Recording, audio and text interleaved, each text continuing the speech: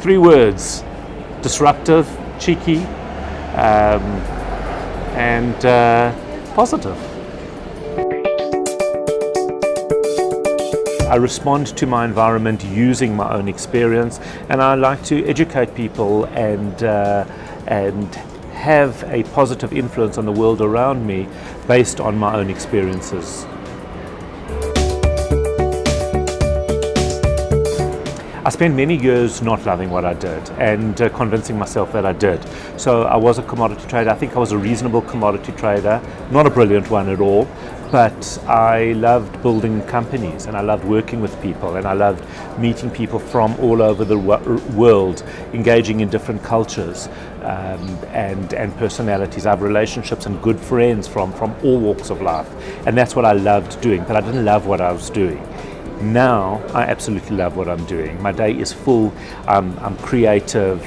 From the minute I wake up at 4 a.m., I'm engaged in the things that interest me, and that is the world around me. Every aspect of this world, aside maybe actually from space travel. No interest in space travel, and I have no idea why. But aside from things like that, I really absolutely love people. I love how things function. I love how communities function, businesses which are communities. Everything is about relationships and interplay. Everything is about the baggage that we bring with us. Everything is about how we communicate, how we distance ourselves from some of our emotions that might be holding us back. And that's the influence and the positivity that I can offer.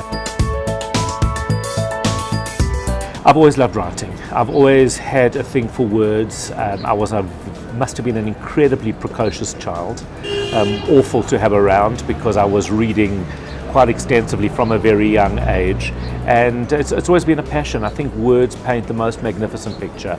I've never been able to draw, I've never been able to reflect the world and emotion in art, but I can paint a picture with words, and words do paint a picture. I can get completely lost in words. I love fiction as well. You know, a lot of people, and I think a lot of business people think that they should be reading only non-fiction. Well, my view is that everything is fiction anyway, but the reality is it's so powerful to be lost in the experience, somebody else's experience. I adore fiction, and I just needed to, I always saw myself as being able to write and wanting to write and being driven to write.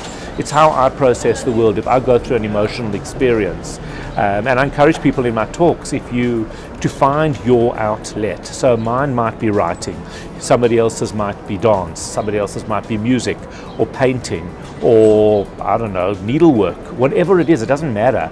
Find a way to process your world through something creative. It is so liberating to be able to do that. Sometimes it's very, very easy because if I feel strongly about something, I just write about it. So mostly it's quite simple, but often I will have to sit down and say, you know, is there something I want to add that is a positive story? Very, very often I'll be taken by what other people would think of as an insignificant event.